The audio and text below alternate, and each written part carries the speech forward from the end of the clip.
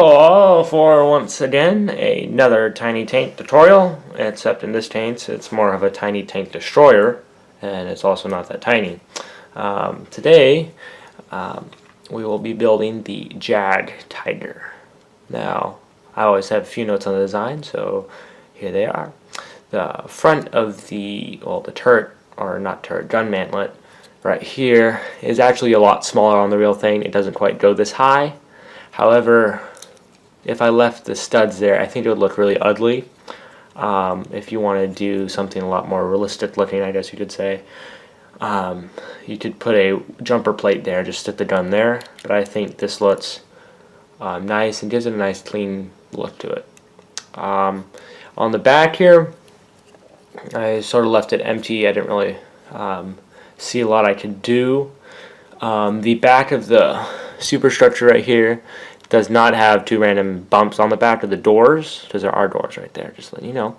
I put this angled stud plate thing right there because I think it looks better than if you just put a normal plate right there. It's up to you. When we get to that part, I will discuss on how that looks. Also, this is an elongated version of my normal treads. I added a whole extra 2 studs. So this tank is actually rather long compared to all my other tiny tanks. The rest of them are all about this big. This one is, it's an extra two studs. So anyways, without further ado, let us begin building. Alright, first we're going to start on the hull, as usual. A little note here. So, preferably you would have two 1x10s on either side here, like this one and this one. However, I did not have another 1x10. Well, maybe I did. I just didn't feel like looking for it. And so I just used this 1x6 and 1x4. And the way I kept them together was, instead of just using my normal set of lots of 1x2s with 2 holes in them, like this, I used instead a 1x4 with 3 holes, and then a couple 1x1s or a 1x2 with holes too. Would work also. And how that would work is I would take my angle pieces. This is my normal tread setup, guys, except it's just longer. Either preferably a 1x2 inverted slope, or if not, you can do a pseudo version with a brick with side stud and a 1x1 slope.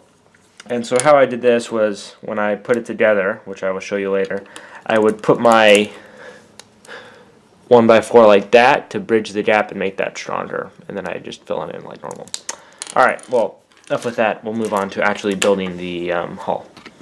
Alrighty, so the hull consists of 2 1x4s, or really one 1x4, but if you happen to have 2 1x10s, use those. Then we also have 2 1x4 plates, and 2 2x2 plates, a 1x2 slope, 2 2x4s, 1 2x6, 1 2x3, and 1 1x2.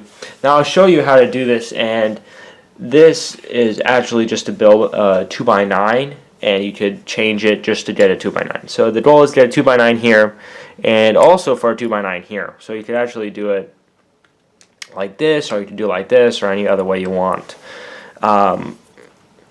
So what we start doing is we'll take our 2x8 here, and we're going to put, 2x9, our pseudo 2x9 here, 2x8 with a 2x2, well, 1x2 on that end. We'll put our slope on the front. Then we're going to take our 2x6 and our 2x3, and it'll look like this. Actually, it'd probably be better if we did it like that instead, because that way this has more studs on than studs off, if you get what I mean. Okay, like that. Then we're going to take one of our 2x4s, we're going to place it on the back here, and then the 1x4 on the back again. This should also work if you did a 2 2x3s. I prefer this setup because I believe it's stronger, because my tiny taints aren't the strongest thing in the world. I will take our 2x4, place it on top here, like that. And then we'll take our, this should also be a 2x4. I used two 2x2s because that's what I had. And we'll take our 1x10s or our composite 1x10s. Actually, I'll go with this setup. Actually, it really doesn't matter how you put them on, just as long as they're being held on by something. Then we're going to take our 1x4s, and this has to be 1x4, unless you're just completely altering the design completely. But, yeah. So there's the hull. Then we're going to take our tread pieces, and this is what I was talking about. I'm going to put my 1x4 on the right where the gap is. Then I'm going to take my brickless side stud, put it right there, and then continue filling this out. Actually, I'm going to use a 1x2 here. And then I'll put a inverted 1x2 slope. Ah. And there goes my piece. Okay. There we go. Other side. There. And there. There. And there. And there. And there. Alright. So there we go. Our base is now done. And now I get to move on to the superstructure.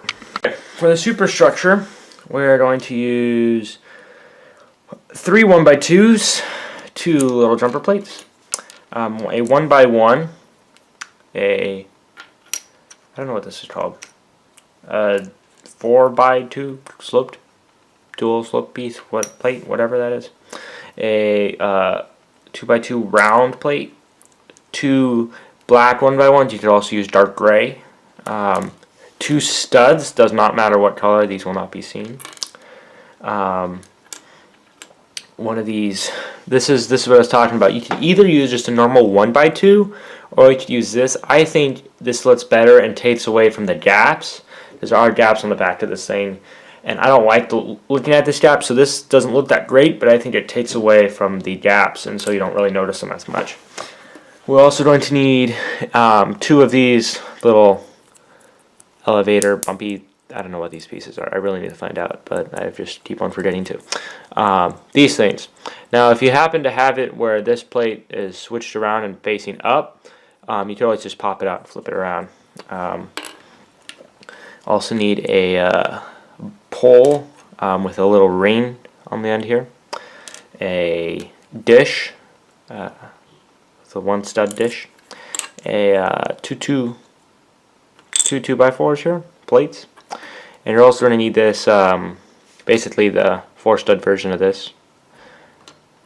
And I think that's it. So now moving on to it. Oh, and a 1x4. Don't forget the 1x4. So we're going to take our hull here, and we are going to put this piece right here on the front. And then we're going to attach my curvy looking piece thing on the front here. Now this I had a lot of fun building this, but you're going to take your radar dish, you're going to put your gun barrel through the front there, and then you're going to put your 2x2 right here, and you're just going to put that on the front. I really like how this works. I was very proud of myself figuring that out. Actually, this whole thing was really fun to build. I enjoyed this a lot. You're going to take your 2 1x2s and place them here and here. Oh my goodness gracious. I blew it up. No.